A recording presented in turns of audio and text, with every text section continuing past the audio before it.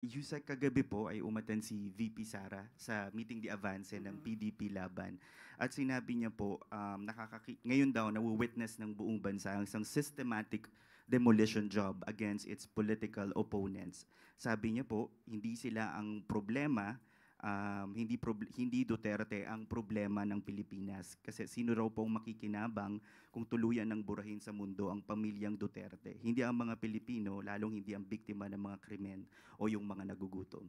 Anong reaction po ng palasyo dito? Opo, tayo po ay nakapanood ng kanyang mga tinuran at ang mga negatibo niya pong nabanggit doon sa ating pagsusuri ay mukhang ang dinidescribe niya po ay ang kanyang sarili at ang pamilya Duterte. Nabanggit niya po, kung di po tayo nagkakamali, sa kasamaang palad, inuluklok natin ang isang leader na walang kakayahan maintindihan ang tunay na kalagayan ng Pilipino. Matatandaan po natin na siya po mismo bilang dating DepEd Secretary, siya ang nagsabing hindi niya kaya. Lalo-lalo na, and I quote, "I do not come from the education sector. I don't have an education background, so I cannot review what they are doing. And I rely on their expertise and all the stakeholders who did the review."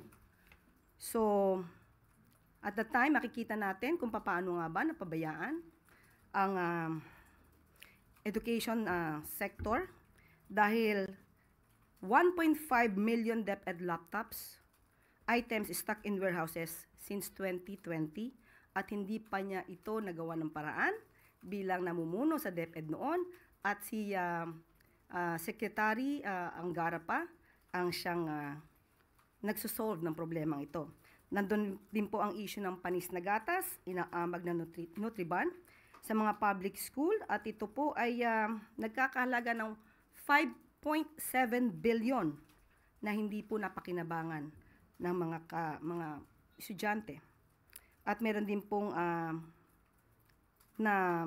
nabisto o agarang nasolusyonan ni Education Secretary Sani Angara patungkol po doon sa ghost students na may halaga pong na-recover na 65 million. Kaya po tayo umaayon sa sinabi niyang pinagbabayaran natin ngayon ang pagpili ng maling leader.